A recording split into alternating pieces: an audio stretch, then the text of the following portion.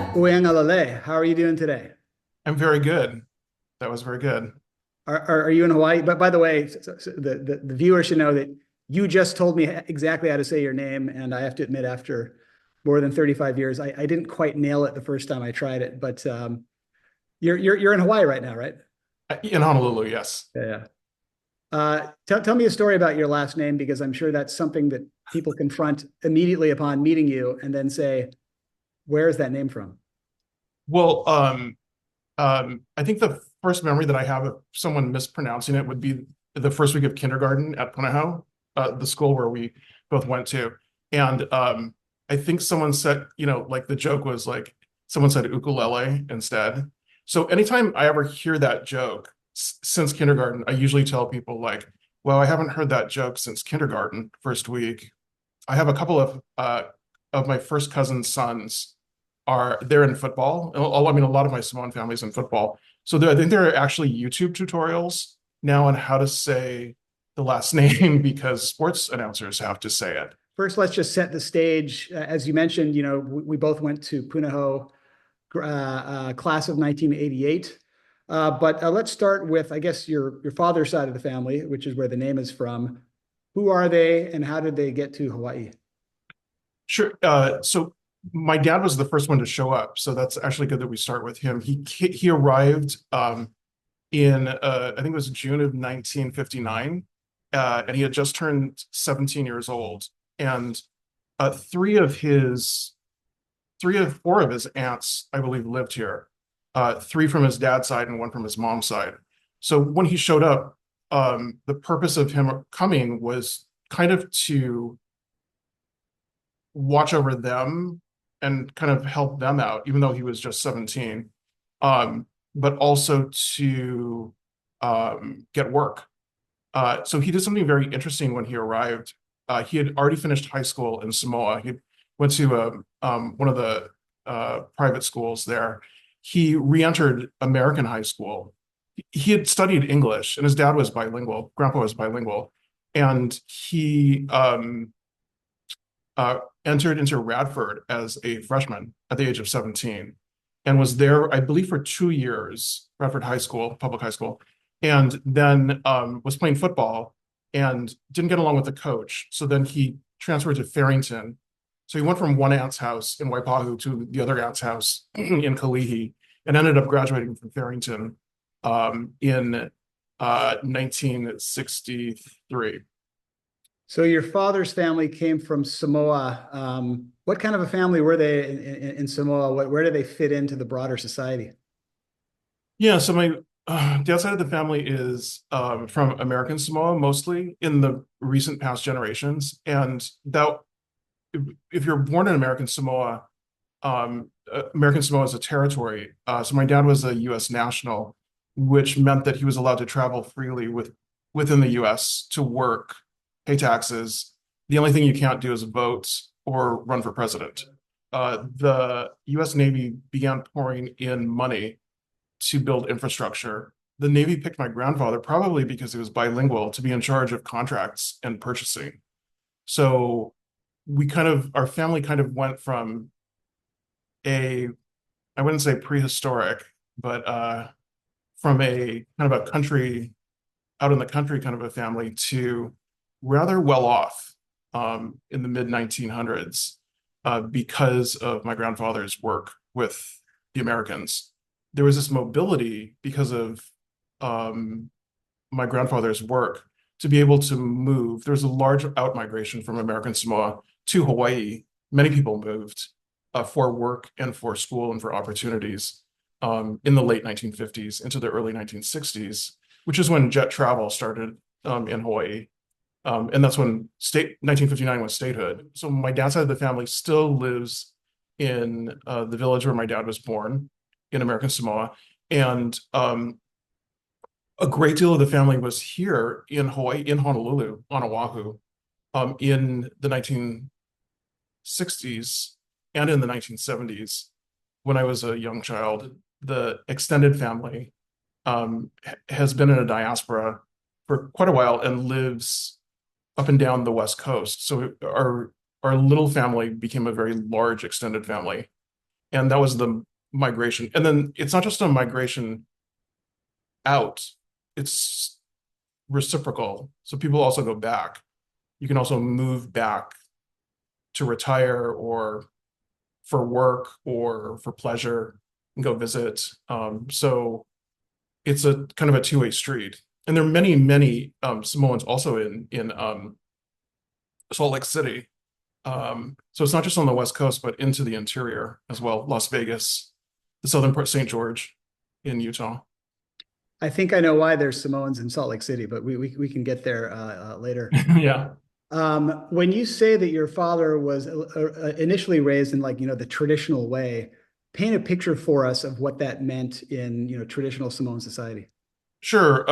Without electricity or running water, my dad didn't, not everybody spoke English. The Americans were not a strong presence. So there weren't American material goods.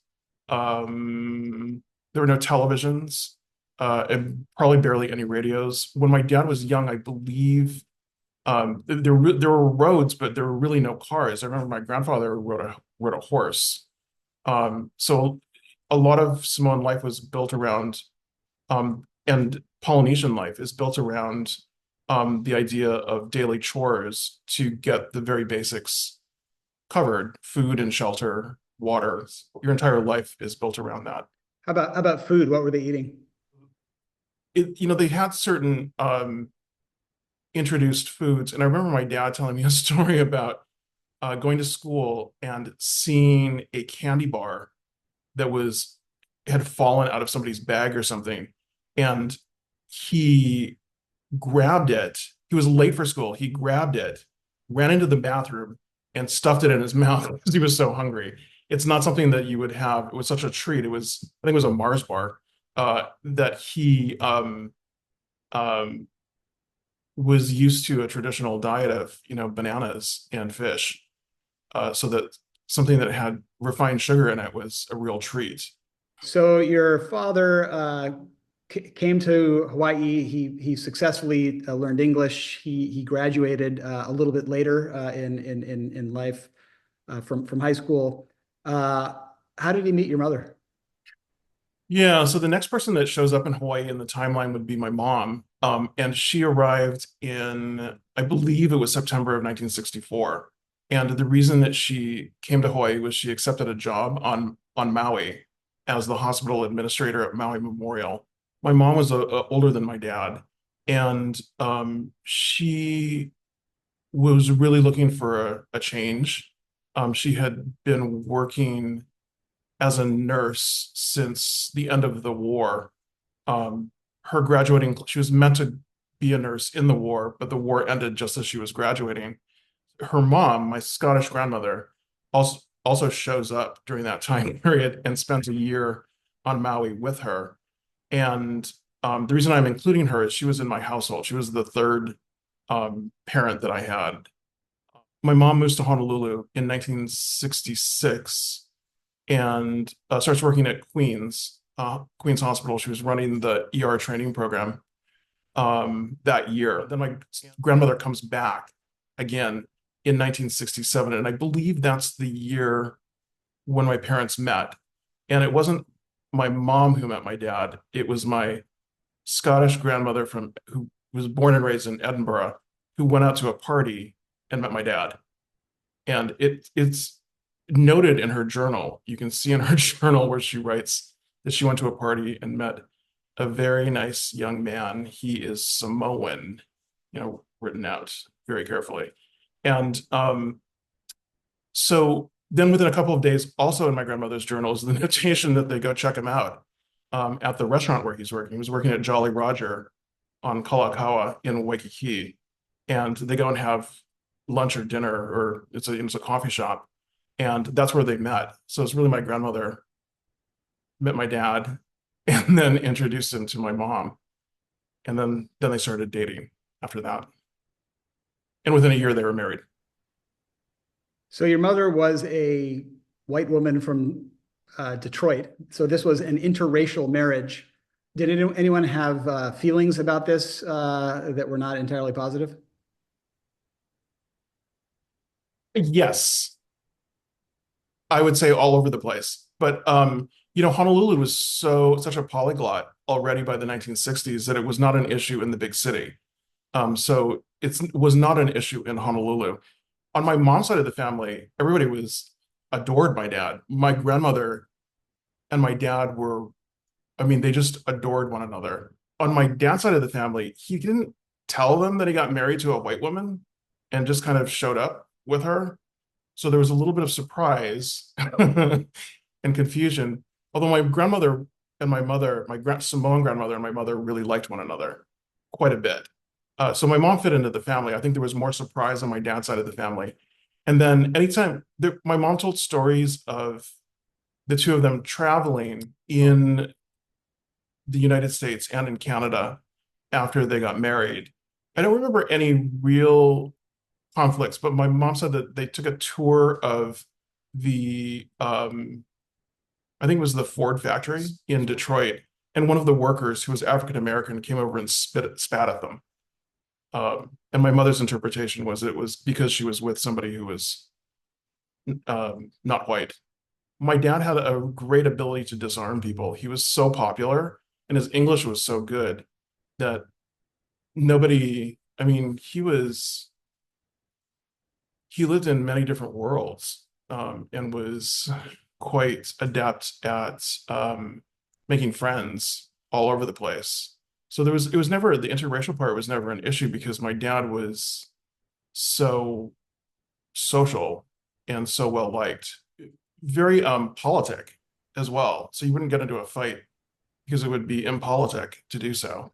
That's a very interesting dynamic in the home you grew up with a Scottish grandmother who presumably had a Scottish accent, and then your dad who had a Samoan accent. There's probably not a lot of households with that exact combination. So if you could describe, the home that you grew up in, what evidence was there that it was Samoan, and then what evidence was there that there's a little bit of, Scottish, European kind of influence? It's a great question. I thought a lot about this particular issue. At the time, it seemed normal. But I also thought of my family as being, I mean, at some point I realized we were very different. So I guess the way that my household was Samoan was it's usually the manner in which you interact with your family. So it's the family relations and the calendar of events that occur with your family, the obligations to your family that were a huge issue in my dad's generation. So the generation that emigrated had a real issue juggling two sets of finances. And that was a very large issue for their generation. Even though they had really good work kind of across the board, all of my dad's generation, his brothers and sisters, and made a decent salary. Our family has done very, very well in the United States. It was that transitional generation between the old world and the new world was very difficult. My dad sent money back to Samoa to his dad, and then was responsible for the extended family in Hawaii. And my mom was very smart on the particular topic, allowing him to spend all of his wages on our side, on the Samoan side of the family, and kind of taught him how to budget, and how to apply American principles to a Samoan issue. It's still an issue today, culturally. If you go back and forth in our generation, you more or less have a choice which model you're going to follow. But it was a huge issue for them. And that's kind of I would say that's the part that really affected the household that I grew up in, was the finances. Even though we worked it out, it worked out okay. And then the Scottish part, I would say, my mom was extremely practical and very tight with the purse strings, and was very adept at both her job and making things work. What languages were spoken in your home? Yeah, English and Samoan. So my dad would speak Samoan when he was talking on the phone. to his friends. Kind of the default party line was that my son would have a better life if he didn't speak Samoan. But let me tell you, if you try to talk about me in front of me in Samoan, I will know exactly what you're talking about. Did you ever feel that there were stereotypes or prejudices regarding Samoans that you became aware of? By the time I was a teenager, yes, those sorts of things were not apparent to me. And then they became very, very apparent very quickly um, by the time became teenagers. We were fortunate to have grown up in Hawaii, which is a great place to grow up. And in the 1970s, there were certain aspects of childhood that probably don't exist anymore, like sort of being allowed to run a lot more wild than I think kids are allowed today. What was your childhood like? Do you remember any great moments of boyhood that are cherished for you? Well, I'm a townie, so I grew up in the middle of town, and I'm also an only child and was surrounded by three adults. So you are one of the privileged few who got to spend time in elementary school in Punahou. What was that like? Describe the highlights of that experience. Oh, there's so many. It was idyllic. You learned in groups or were put in groups and had to work together. That was something that was new and not always normal in American education. Were there any sort of major events, whether triumphs or tragedies, that we should know about? Totally. My dad died in fifth grade in 1981. And then the same year, my mom was diagnosed with kidney disease. So the difference between going from fifth grade into sixth grade, there was a dramatic shift in my household. The stress came from the the unpredictableness of my mom's illness. So she lived from diagnosis to the time that she passed, she lived for 12 and a half to 13 years. And it was difficult at times because what ended up happening was she was not able, she stopped functioning as a parent mostly. So I ended up acting as my own parent. She was still there and she still had an opinion and she was telling me like I couldn't do things, where um, she was not ignoring me, but kind of the unspoken deal we had was that I would take care of myself and she would take care of herself. And that was true. So that one of the reasons that those years are very special to me is it's, sort of a child's fantasy that given the scenario of them being by themselves, that they would be able to take care of themselves. And I was very successful during those years. I mean, I got straight A's. And looking back as an adult, it was pretty dire, actually, come to think of it. Do you think that you picked up any strengths or personality traits as a result of having gone through that pretty dramatic family change in relatively young years? So there were certain instances where my mother's life was on the line. And as a child, I had to um, make sure that people did their jobs. So this is kind of complex, but I became very good at manipulating systems to get the outcome that needed to happen. And um, as such, people can view me as manipulative. So that as an adult, I have to remember to be careful not to, if I'm going to use it, I have to be careful how I use it. So you show up in high school at the academy in Punahou, having gone through sort of this excruciating, very adult-like experience that my guess is 99% of other ninth graders did not experience. So what was your frame of mind when you arrived in ninth grade? Were you raring to go? Were you nervous? Was it just kind of a continuation of your career at Punahou? How did you feel? It was a bad year. There were a series of bad events that occurred at the school in ninth grade, in the first semester of ninth grade, that kind of changed me irrevocably. But one of the things that happened was a staff member accused me of stealing. Not that I stole, she accused me of potentially stealing. Thank you. Exactly. Which was flabbergasted. I was flabbergasted because the thing that I might potentially steal was something that I didn't need. The issue was that I never encountered an adult who didn't trust me. And then it was an accusation that went along with a threat. And the threat was, your financial aid is riding on this. This was an implied threat. And I was like, wow, what are we doing here? So it was a burst of the real world. That's the real world. My interactions with the adults did not go well, coupled with this ability to push and pull levers and buttons. It wasn't like I was just going to sit back and take it. So I very quickly developed a reputation as being somebody who was a problem.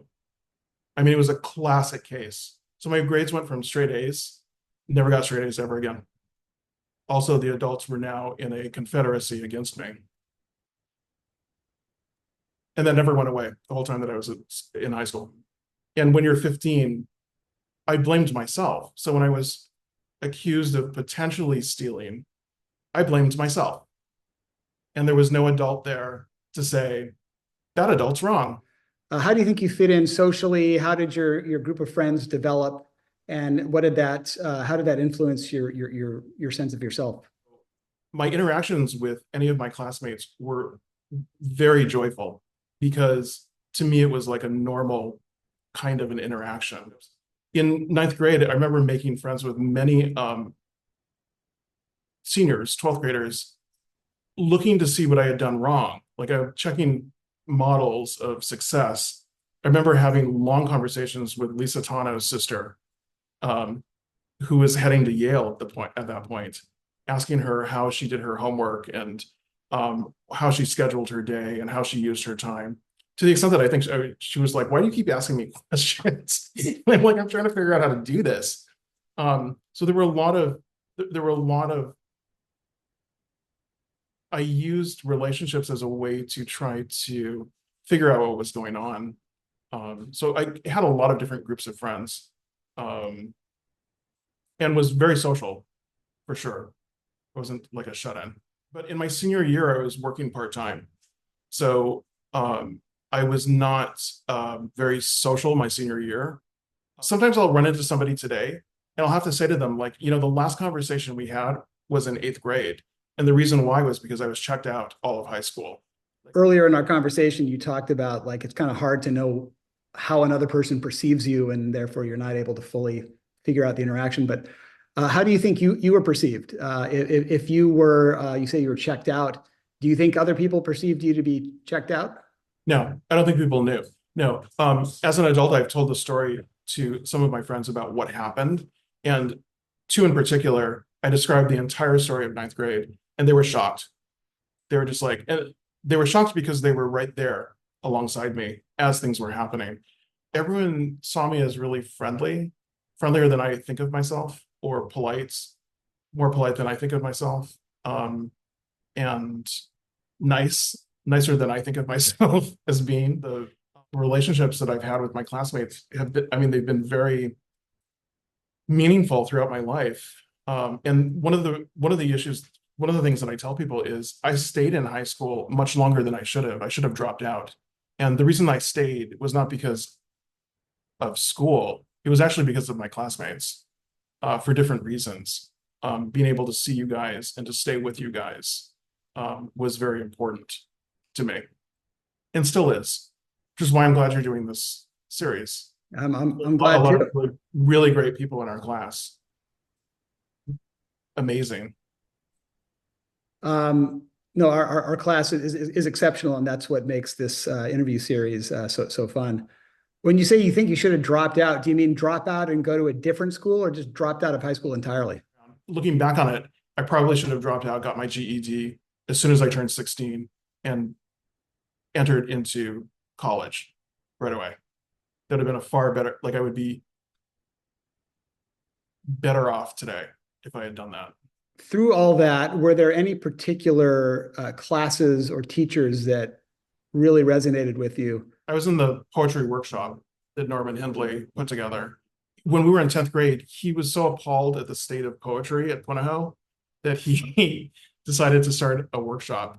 I mean, really, he's one of the great teachers that I had, even though I didn't have him as a teacher. The two pastimes that I chose were writing poetry, writing creative writing, and singing in choir. And both of those things did not require lessons necessarily that cost money. They just required you to practice, and you could do it by yourself. Both of those practices brought me great pleasure doing them, but it also gave pleasure to other people. So it was pleasurable to me to see that you enjoyed the choir or you enjoyed my poem. I mean, Norman Hindley was like the first year in the workshop. I might have written like one or two things that he liked, but he was really clear. He's like, that's not very good. And the bar that he set was really high so that we all had to keep practicing. And I did so even in summertime, and then came back the next year and had grown during that. So there was a great deal of growth. How about just like your social life outside of school, outside of home? Did you go to parties? You know, what kind of a guy were you? Do you remember the party with the Germans at Eric's house? Did you go to that party? I do. I of course remember the Germans because I went to Germany. I was part of that exchange program, and then I believe it was in sophomore year that this gang of strange dressing and strange looking Germans descended on Punahou, and they're kind of like celebrities. You know, it's like, oh my God, these Germans, where do they come from? So yeah, I do remember that era. My friend Megan had her German exchange partner her name was Marina, and I think we went to the party because Marina wanted to go to the party at Eric's house that ended up on the roof. So all the Germans were up on the roof. We're all drinking beer on campus. And Manny, the security guard, drove by on his moped and starts yelling at all of us to get off the roof. And Eric turned the entire affair into a civil rights movement issue, that it was his house and he was allowed to do whatever he wanted, even though it was faculty housing on campus. Like, it really did not enter into any of our thoughts that maybe everyone in the school would find out that we were on the roof with the Germans drinking beer. So having a beer was totally fine with you. That was that something that just was part of your social code? My dad worked in nightclubs in Waikiki, so I was surrounded by an adult world when I was young. So the idea of drinking alcohol was actually it's something that I did, but it was not particularly interesting to me. But yes, I would certainly have a beer or two. I want to briefly touch on your dad in Waikiki. Just let's go back. What was he doing in nightclubs? He managed them. So he, when I was young, he was a manager at Spence Cliff Restaurants. He was the manager at Coco's restaurant in Waikiki.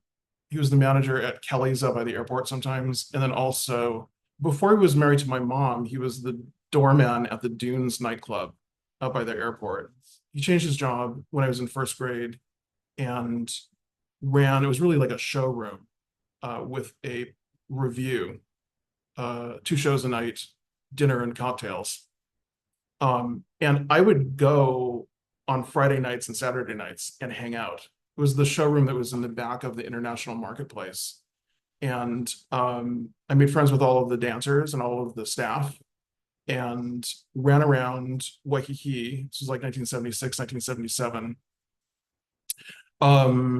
Unsupervised, pretty much. And it's safe. You know, it's like I never ran into any problems. Yeah, you of, you you you knew how adults partied yeah, yeah, exactly. with more expensive, presumably beverages than what the high schoolers were drinking. Yeah, exactly. Yeah. What kind of a show was this, just briefly? Polynesian review. So there in Waikiki at the time, um, but tourists really liked the idea of package deals. So we'd go see a show. In those years, the industry was just so there's so many visitors that were arriving that it was a great business. So I grew up around like production people and putting on a show kind of people, impresarios, that kind of thing. Okay, so let's go to 1988. You've already said that you feel like you probably should have just bailed on Punahou about halfway through the academy, but here we are getting to 1988. How did your experience at Punahou end? I dropped out of school 7 weeks before graduation ended, well, before the school year ended. And the reason why was because I was not going to graduate, and I would have had to have taken a lot of makeup classes.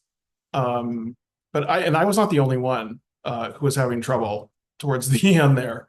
Mr. Metcalf poor guy, was white knuckling it, that's for sure.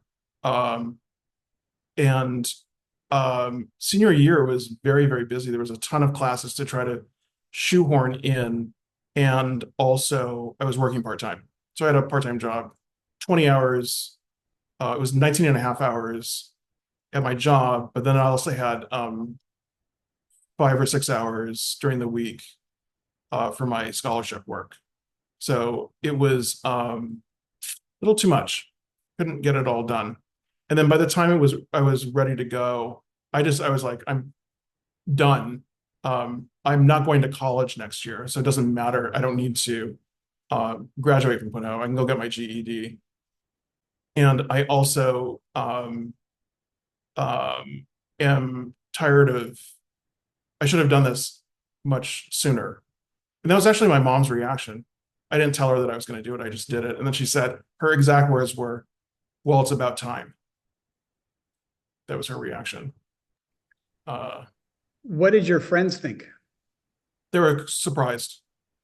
Um, like I said, nobody knew what was going on. So I didn't share with anybody around me the difficulties that I was having, because they were all very, very concerned, but they didn't really understand why. And they didn't really care. They were very kind to me. I came to our graduation. It was a great graduation. I liked it.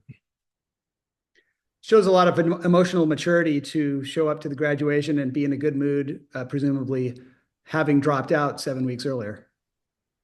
I was most concerned about my mom's reaction. So what was really cool about going to our graduation was that everybody gave me lays too, like I had graduated. I was really upset that my mom wasn't able to go to see me graduate, because that would have been important to her. But I brought all the lays home, and I was like, so I think it was okay, where she was like, oh, wow, look, you got a bunch of lays. And I was like, well, it's my graduation too.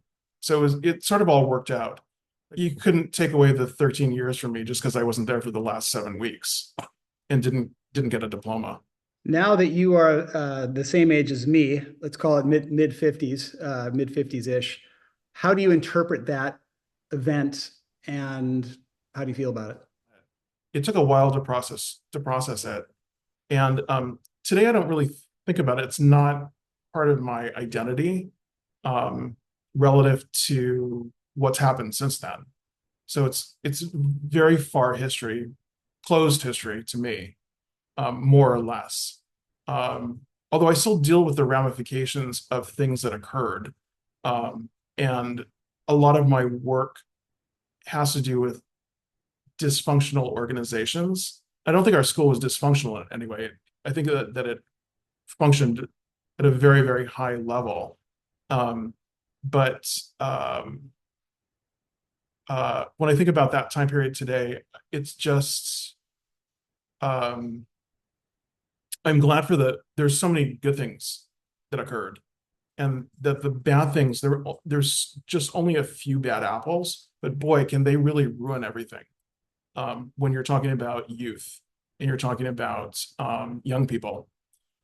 So when I think about that, when I think about the experience in its entirety, I just think about the good things because there were so many. There's so many positives, and then the outcome today is just a um, lifelong friendships with my classmates that persist to today, that are very valuable and very important to me. And it's great to see it. Like I love hearing how you guys are doing, and anybody's success in the class is like my success. I share it along with you and I cheer you guys on. So